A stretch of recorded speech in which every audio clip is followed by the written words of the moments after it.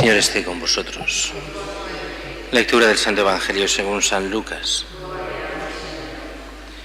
En aquel tiempo solían acercarse a Jesús todos los publicanos y los pecadores a escucharle. Y los fariseos y los escribas murmuraban entre ellos: Ese acoge a los pecadores y come con ellos. Jesús les dijo esta parábola. Un hombre tenía 2 hijos. El menor de ellos dijo a su padre: Padre, dame la parte que me toca de la fortuna.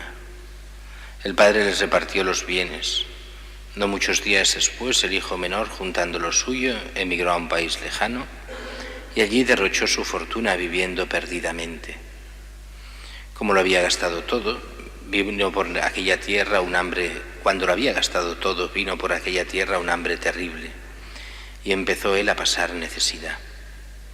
Fue entonces, y tanto le insistió a un habitante de aquel país, que lo mandó a sus campos a guardar cerdos.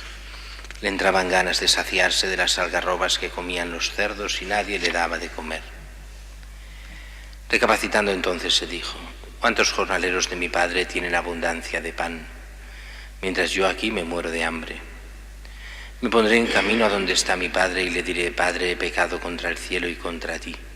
Ya no merezco llamarme hijo tuyo. Trátame como a uno de tus jornaleros. Se puso en camino a donde estaba su padre. Cuando todavía estaba lejos, su padre lo vio y se conmovió. Y echando a correr, se le echó al cuello y se puso a besarlo. Su hijo le dijo: Padre, he pecado contra el cielo y contra ti. Ya no merezco llamarme hijo tuyo.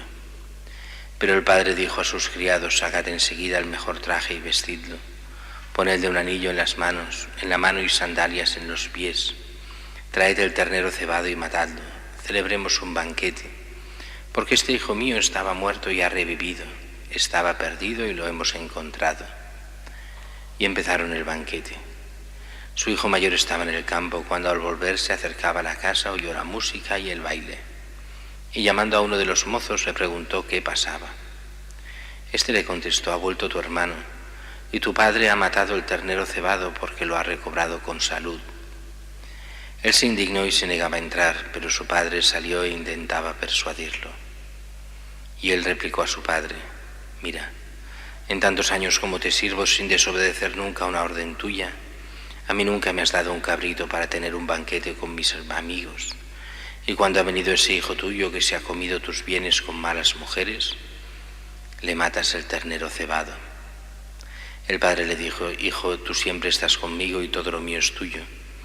Deberías alegrarte porque este hermano tuyo estaba muerto y ha revivido. Estaba perdido y lo hemos encontrado. Palabra del Señor.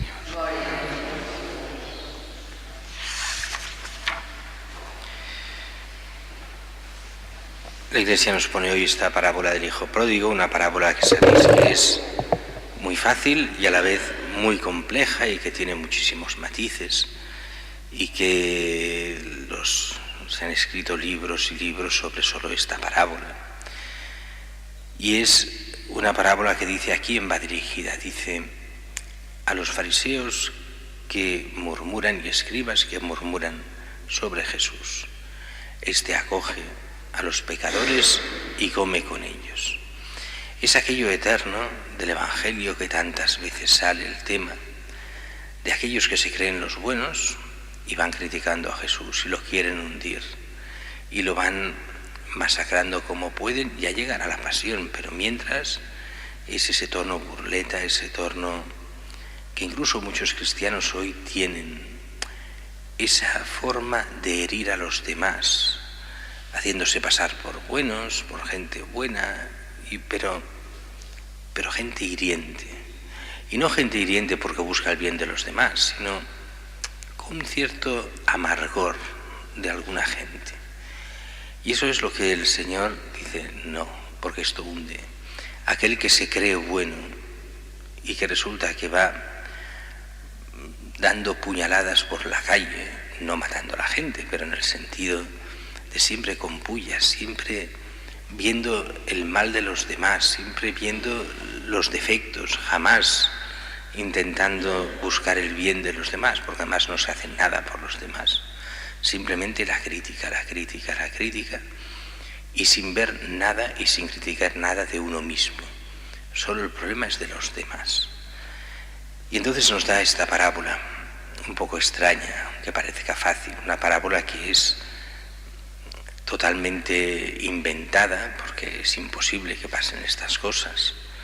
Cuando dice un padre que tiene 2 hijos y el hijo menor le dice al padre: padre, dame la parte de la herencia que me toca, y se la da. Esto en el mundo judío no hubiera pasado jamás, que el hijo pequeño pida la parte de la herencia y se la dé en vida cuando todavía el padre es relativamente joven y está bien. Imposible, eso no pasa. Y además el otro no pidiéndolo sino exigiéndolo: dame, no me podrías dar, no, dame. Pero eso no es el caso. O sí, porque representa también a muchos cristianos de hoy y gente de todas las épocas, que ante los dones de Dios se los quedan como si fuesen propios, arrebatan a Dios lo que es suyo, incluso habiendo tenido una buena educación católica, y lo tiran todo por la borda. Estos aún podrán ser como el hijo pródigo, aún podrían volver. El problema más grave no son ellos, son sus hijos y sus nietos, que ya no tienen ninguna educación en nada a nivel católico. Tal vez tendrán muchos doctorados y tendrán muchas carreras, pero ninguna formación cristiana, por lo cual ya este tipo de conversión, de volver al Padre, de volver a aquello que habían vivido, ya no lo tendrán, porque no lo han vivido. Los que lo vivieron aún pueden, los que no lo han vivido, su conversión empieza de cero, gracias a estas generaciones que hemos tenido, estas últimas generaciones. El hijo menor se va, dice, a un país lejano. Aquí se entiende por un país pagano, además un país que tiene cerdos. Para los judíos los cerdos son animal prohibido, es pueblo pagano, es animal impuro, ni se toca un cerdo, ni se come del cerdo, ni nada del cerdo. Así que él va a un país de estos, dice que vive perdidamente. Es fácil de entender lo que quiere decir perdidamente, lo entendemos todos. Y hasta que se queda arruinado. ¿Cuánta gente ha vivido así y vive todavía así? Y dice que entonces tiene que morir a trabajar, nadie le da nada, ha de trabajar en lo más miserable con los cerdos, y hasta que se da cuenta de que con su padre se estaba muy bien. Y no es que se arrepienta del daño hecho al padre, no se arrepiente de eso. De lo que se arrepiente es de que antes tenía pan y ahora no tiene, de que allí se bebía bien en casa y aquí no se vive bien. Así que volvamos a casa, al menos aunque me trate como a un trabajador suyo, estaré mucho mejor que aquí.